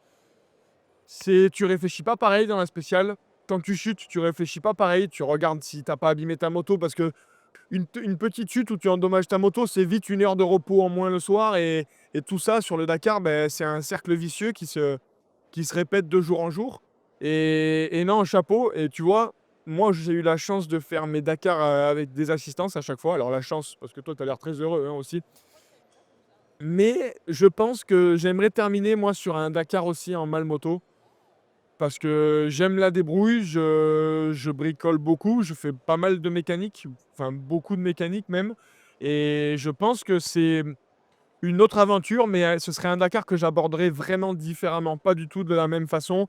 Je regarderais beaucoup moins le résultat final, je serais pas là tous les jours à regarder les classements, les écarts comme on peut le ouais, faire. ça tu dis ça comme ça, mais Ouais, ouais, c'est sûr, mais Ça, mais après. ce côté aventure en tout cas m'attire, et je pense que j'aimerais bien en faire un comme ça un jour. Ouais, ça c'est vrai. ouais. Après c'est vrai que, tu vois, j'en parle souvent, enfin quand on me demande un peu, toi, la Alors je gestion du file temps. parce Ouais. que j'ai des interviews à faire, je vous Ah bah on va te rappelle. laisser. Ouais, bah oui. Merci ouais. beaucoup d'être En passé fait, nous aujourd'hui, voir. c'est moi qui lui tends le micro. Voilà, C'est c'est ça, ouf. ça On va change. faire confession de Mylène d'Orange, quoi. C'est ça. Bon. Ben, merci en tout Bon. cas. Merci Et pour bah ta à bientôt, présence. merci beaucoup. Mais Ouais, ouais. en fait, la gestion de la course, à partir du moment où tu pars le matin, le C'est vrai. départ, et ben là, tu peux plus rien. Enfin, c'est le seul moment que tu peux pas repousser. En fait, tout ce que tu peux faire avant ça, bah, que tu prennes ton temps ou pas, de toute façon, ton heure de départ, c'est ton heure de départ. Et après, par contre, une fois que tu es parti, la minute que tu vas perdre, c'est la minute que tu auras moins pour dormir, tu vois. Et oui, c'est exactement ça. Nous, c'est pareil, mais à notre, quand on a une équipe, c'est différent. Mais toi, c'est vrai que tout est accentué. Tu es tout le temps là à devoir protéger la moto et tout. Et c'est vraiment un truc qui est admirable. Chapeau. Bah, merci. Moi, je pense qu'il a pas les coronets, mais Pour Pour le faire en mal moto. toi?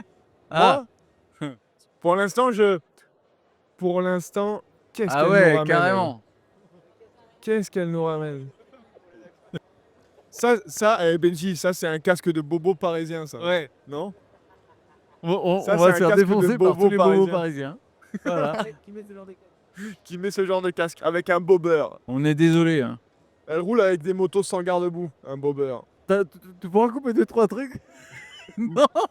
Ou 3-4. 3-4. Mais, Même pas mais quand ouais. je parlais de. Non. Pas le matin. C'est génial. Bon. Ok, on m'a dit de m'asseoir là, donc je me suis assis. Assis. Futur concurrent du Dakar, monsieur Bouzigon. Bah ouais, j'ai marqué les points tout à l'heure ou pas là Non Je suis pas sûr. Eh ben, il aime pas les déchus. Hein. Ouais, je lui laissais pas le cul, hein, je disais ce que je pensais. Ouais.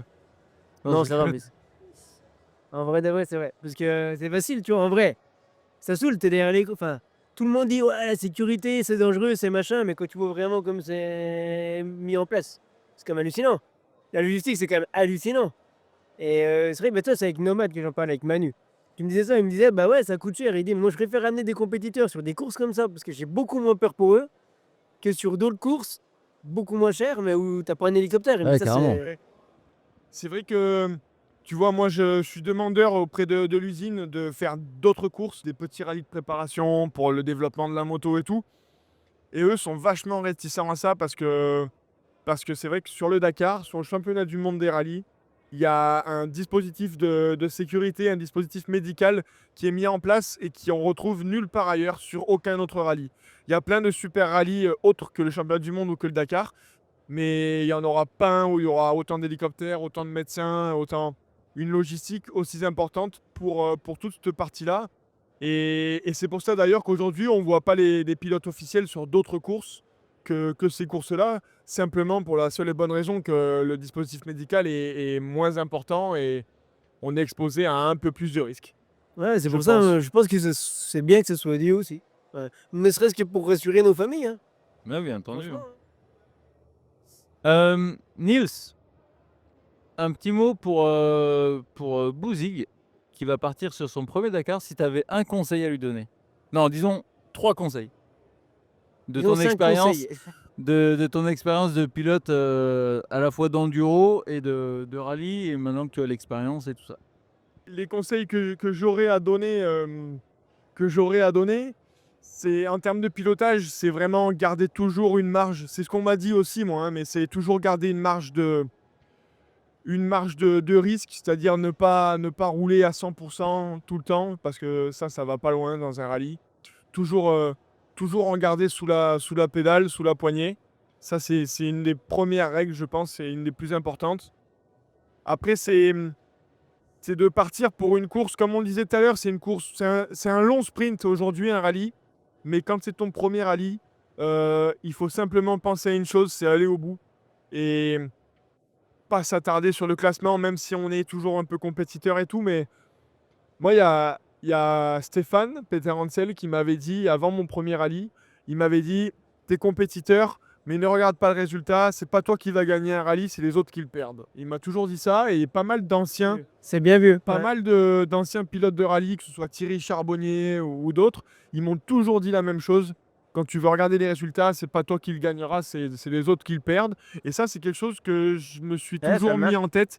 Et on peut le voir sur un Dakar, la première semaine, les premières étapes, ça écrème toujours. Et on arrive à la fin de la deuxième semaine, il y a un gros tri qui a été fait, quoi. Et ça, c'est quelque chose que j'ai toujours gardé au fond de moi. Et après, qu'est-ce que je pourrais te donner de plus comme conseil? L'organisation, vraiment plus sur la partie logistique. C'est moi, en venant de l'enduro, j'avais l'habitude d'avoir une tenue propre tous les jours. De changer ma tenue chaque jour, changer ma paire de bottes, changer mon casque. C'est-à-dire que entre le samedi et le dimanche, le dimanche matin, j'étais neuf. Même s'il avait plu toute la veille, toute la course dans la gadoue. Et en rallye, c'est pas vraiment la même approche. Mon premier rallye, c'était en Tunisie, sur sur le Tunisie Desert Challenge. J'étais arrivé avec, j'avais 3 ou 4 sacs de fringues, de tout. Je suis arrivé, j'avais presque une tenue par jour. J'avais 3 paires de bottes, j'avais 3 casques, j'avais une paire de gants par jour. Enfin, vraiment, j'étais pas du tout Ça, c'est pas rallye. dans les bonnes, j'étais pas dans l'optique rallye. Et en fait, ben, pourquoi je te dis ça? Parce que c'est hyper important de voyager léger. Aujourd'hui, je fais un Dakar avec 4 tenues. J'ai un casque, j'en ai un deuxième au cas où, parce que pour pouvoir repartir s'il y a un crash. Mais j'en utilise qu'un. J'ai 2 intérieurs, 4 tenues. J'ai une paire de bottes, une paire de semelles en plus. Et ça, c'est hyper important parce qu'au quotidien, à gérer, ben, c'est quelque chose que tu as en moins dans la tête. Le soir, quand tu rentres, tu sais juste, tu as tes affaires qui sont là devant toi, ça tient en un sac. Et comme on bouge tout le temps le matin, tu dois refermer tes sacs. Vraiment, pour la logistique, c'est beaucoup plus simple de voyager léger. Et ça, c'est quelque chose qui m'avait marqué. Et plus jamais je repartirai comme pour mon premier rallye. Ça, c'est sûr. J'ai une petite anecdote là-dessus, c'est que cette année, j'ai tout fait avec un seul pantalon. Et j'ai changé juste. Ah non, le caleçon, j'ai changé. Mais j'ai juste le dernier jour, j'ai remis un pantalon propre parce que je me suis dit pour les photos et tout, mais sinon, j'ai tout fait avec le même. Et ben moi, même casque, même intérieur de casque. Ouais, facile ça. Facile, facile. Dans les dunes, tu transpires, t'en peux plus, quoi. Ouais, mais tu pisses pas dans ton casque. Ouais, mais Alors, je me suis tapé toute l'année. Hein. Je moi, plaisante. moi, je me suis jamais pissé. Si, je me suis déjà pissé dessus une fois. Pourquoi Pardon, pourquoi Clem. pourquoi on dit ça? Parce que les étapes, elles sont super longues. Il y a des refuelings tous les environ 200-250 km. Et alors, je sais pas toi, mais quand il fait froid, t'as tout le temps envie de pisser. Et ce qui est dur, c'est que quand tu roules avec l'envie de pisser, eh ben, tu réfléchis plus à rien. Enfin, pour ma part, en tout cas. J'arrive plus à me concentrer ni sur le pilotage, ni sur le roadbook. Et ça, c'est quelque chose qui est vraiment difficile. Alors, chacun a sa petite technique. Il y en a qui se pissent dessus, ça leur pose pas de problème. Il y en a qui doivent certainement s'arrêter. Il y en a qui ont des péniflots, là, les genres de capotes autocollantes avec la durite qui sort au-dessus de la botte. Moi, j'ai rien. Je me suis pissé dessus une fois et plus jamais je le referai. J'ai eu le cul rouge pendant toute la fin du rallye. Un cul de ma voix, voilà. Voilà, hérité, brûlé, tout ce que tu veux. Plus jamais je me pisserai dessus. S'il faut, je m'arrête, je perds une minute. Mais moi, Mais j'ai plus tellement peur en fait de m'éclater la vessie. Tu sais, on m'a toujours dit, si t'as envie de pisser en voiture et que tu fais un accident, tu t'éclates la vessie et tu vas avec une poche. Et j'ai tellement peur de ça que je préfère 1000 fois me pisser Ouais, dessus. mais ce que tu dis avec le cul brûlé, ça c'est. Moi m'est j'ai arrivé toujours le aussi, cul moi. brûlé parce que je me pissais tout le temps dessus et j'en avais marre. Et le cul brûlé, les fringues qui puent, faut tout le temps les laver, c'est relou. Et t'as celle qui s'imbibe et tout. Enfin, Oh putain, Bouzig, Bah, c'est vrai. t'as celle du coup. j'ai touché tout à l'heure, moi. Je l'ai touché comme ça. Non, alors là c'est Bouzig du coup, parce que c'est lui qui s'en sert Ouais, depuis j'ai 2 aussi ans. pissé dessus. Hein. Bon bah du coup ça c'est le deuxième conseil, la logistique, l'organisation. Non, c'est marrant par contre parce qu'il y a un truc moi qui m'a. T'as parlé de. Moi je partais sur un rallye en disant c'est de l'ultra endurance, tu vois. Et toi t'as parlé de sprint long. Ouais. Et c'est complètement dit. Enfin, c'est marrant d'avoir dit ça comme ça. C'est pas pareil pour moi, tu vois. Ouais, parce que, alors, je sais pas si c'est le même, voilà, je sais pas si c'est le même objectif. Moi, aujourd'hui, ben, on me demande des objectifs de résultats. J'ai des comptes à rendre, entre guillemets, à l'usine et au team. Et donc, forcément, on essaie de faire le meilleur résultat possible. Et le Dakar, ça reste une course d'endurance. Ça reste la course la plus longue, la plus difficile et tout ce qu'on veut avec. Mais quand on est dans la spéciale, en tout cas pour ma part, je donne tout et j'attaque tout le temps, tout le temps, tout le temps au maximum. Et ça, c'est vraiment un truc qui est super important. Ouais, mais tu vois, donc c'est quand même, ça reste de l'endurance longue, mais le Ouais, sprint, parce c'est que- quand même une intensité de fou, quoi. Parce qu'il y a des freinages, des réaccélérations qui sont vraiment intenses. Comme dans une manche de cross, on attaque tout le temps, tout le temps, tout le temps.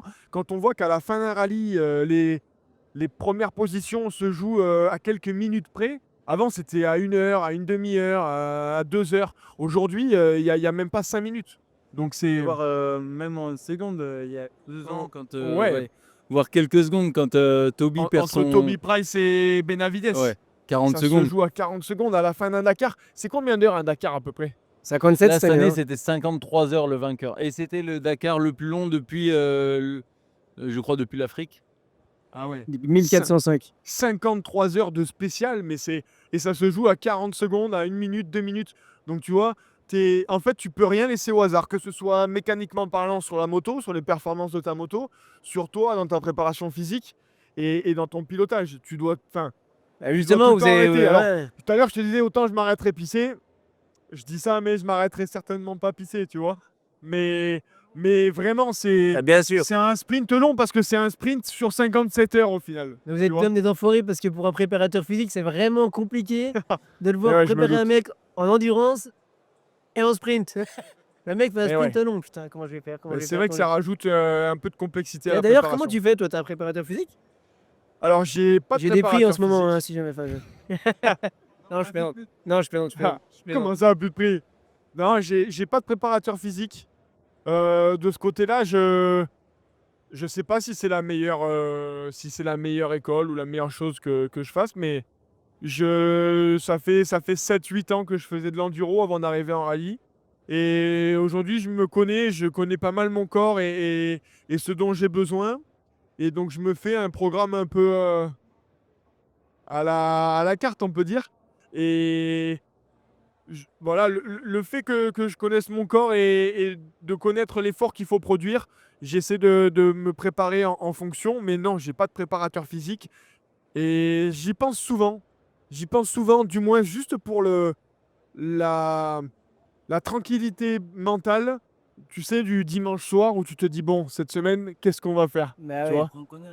Voilà. Et tu te rends compte quand même que tu aurais pu gagner un Dakar si tu avais un préparateur physique. C'est ça qui. Lui, c'est un bon commercial. Lui, lui, il a été bien formé, lui. Toi, tu veux ta place en tant que pilote, mais tu veux aussi des clients en Si je tant peux que... faire un peu le business, tu sais. Bah ouais, non, mais c'est clair. Non, mais Je tu sais, c'est pense ce que que, recherche la plupart des pilotes, hein, c'est l'optimisation de leur emploi du temps, hein, je grâce au pense que préparateur ça fait physique. partie Ouais. des axes d'amélioration auxquels je travaillerai sur l'avenir, ça c'est certain. Ah ouais, ta préparation. T'en es où dans ton Dakar, dans ton projet Dakar? Et Projet, c'est quoi ton programme de l'année? On va terminer sur toi, mon petit Bah écoute, Bouzik. pour l'instant, je suis assis sur une malle, là, je vais rester là au moins 5 minutes. Encore. Cool. Non, Ah, en vrai de merci. vrai, dans ma préparation, je me suis mis le compte à rebours lancé en janvier, 1er janvier. Et là, j'ai commencé par essayer de gérer mon emploi du temps avec mon fils qui est arrivé le 10 décembre. Et parce que Ça facilite la vie. c'est une rigueur à avoir pour moi pendant un an. Et il faut absolument que je me structure pour pouvoir tout mener à bien. Aujourd'hui, la prépa physique, voilà, mon planning il est fait, c'est pas un souci. Les objectifs rallye qu'on s'est fixés, ça c'est planifié. Maintenant, la plus grosse difficulté, ça reste le budget. Donc, je vais m'aider d'un agent cette année, d'une agent même. Je sais pas si on dit une agente, je sais pas comment on dit. Parce que je me dis qu'il faut vraiment que je sorte les gros moyens si je veux y arriver. Et c'est un petit peu le point qui me fait le plus peur. C'est arriver à trouver le budget pour, voilà, hein, pour ça. Après, on a une belle aventure à vendre, c'est une super histoire et je pense qu'on n'est pas mauvais pour la raconter. Mais c'est un petit peu ce qui me fait le plus peur. Donc, je me suis mis des deadlines sur 2, 3, enfin sur tous les 2 mois, 4 mois. Et j'espère y aller, hein. Après, j'ai l'impression que les planètes s'alignent, mais c'est toujours pareil. Voilà. Toujours un peu délicat avant d'y aller. Par exemple, pour ma part, avant mon premier Dakar, je me disais, je vais essayer d'y aller, mais je réalisais pas du tout. Et je suis arrivé complètement en travers avant la course, quoi. Jusqu'au dernier moment, je savais pas si j'allais réussir à y aller par rapport au budget et tout ça. Enfin, ça, c'est toujours un peu compliqué. Mais moi, j'ai une question. Est-ce que tu sais ce que tu viens chercher sur une course comme le Dakar? Qu'est-ce que tu viens, qu'est-ce que tu viens chercher? Est-ce que tu viens chercher une aventure humaine, un résultat, une reconnaissance, quelque chose que tu veux te prouver à toi-même? Est-ce que, enfin, tu vois, on a chacun notre petit truc, C'est un mélange, notre petite si tu veux, raison. c'est un mélange de. Ça m'a toujours fait rêver. Alors, je suis quelqu'un quand même de. Ça peut être l'accomplissement de quelque chose parce que ça m'a fait rêver gamin. Me dire que j'y suis arrivé, j'ai une fierté personnelle. Ça, c'est clair. Ok. L'autre chose, c'est que il y a un truc que j'adore, c'est être tout seul avec moi-même au milieu d'un endroit où je suis seul et où je dois me démerder, et où je dois me. Aujourd'hui, cette année sur la Maroc, par exemple, il y a 2 étapes qui ont été assez difficiles parce que longues, parce que. Et cette sensation d'arriver à l'arrivée puis de lâcher l'alarme parce qu'on en a chié tout seul, en fait, c'est indescriptible, quoi. Et ça, j'adore arriver à faire ça. La reconnaissance des autres, c'est pas forcément quelque chose que je recherche, mais personnellement, je serais très fier d'y être arrivé. Et après, l'aventure humaine que je découvre avec Clem, Benji, Nico, depuis là, c'est vous tous en fait finalement, parce que c'est comme une sacrée ambiance. C'est vrai que ça donne encore plus envie. Bah ouais. Et c'est vrai que quand tu dis ce qui me plaît, c'est de me retrouver seul à un endroit et de me démerder. Je pense qu'on a tous ce petit truc au fond de soi. Enfin, en tout cas, pour ma part, ça l'est. Et encore en venant ici même sur la route, je réfléchissais et je me disais, moi, les moments, les moments où je prends le plus de plaisir, c'est quand je suis dans la galère, dans une galère pas possible et qui était obligé de trouver une solution, que t'as pas d'autre moyen. Tu vois, alors cette année, j'ai eu de la chance, j'en ai pas trop eu. Ma moto a super bien fonctionné. J'ai simplement eu un problème d'embrayage l'avant-dernière étape, l'étape qui a été raccourcie du coup, dans les dunes, ouais, ça m'a bien arrangé, c'est vrai. Mais j'ai mon embrayage, alors pas qui a chauffé parce que je m'en sers très peu, je roule beaucoup main pleine. Mais en fait, avec la température du moteur qui était un peu trop élevée, on a une température à respecter, à essayer de rester en dessous. Et malgré ce, j'ai les garnitures des disques d'embrayage qui se sont décollés. Et en fait, du coup, j'ai eu que des disques lisses sur mon embrayage. Et donc, je suis arrivé dans un shot et, et d'un coup, là, le truc, elle s'est mise à cirer, à prendre des tours alors que j'étais en 5, 6. Et Et j'avais un disque lisse qui était accroché devant mon sabot. Et en y réfléchissant, c'était peut-être le moment que j'ai le plus kiffé du rallye, tu vois. Autre que le pilotage et tout, tu vois. Mais tu dis j'ai sauvé mon rallye à cause de ça, mais le pire c'est que donc j'ai mis la moto sur le côté, j'ai démonté le carter d'embrayage, etc. J'ai démonté le plateau presseur, j'ai mis mon disque en plus, ça marchait toujours pas. Parce qu'en fait, un disque ça n'a pas suffi pour combler toute l'épaisseur de toutes les garnitures. Parce qu'elles se sont toutes décollées. Et en fait, là tu es dans la débrouille, tu vois.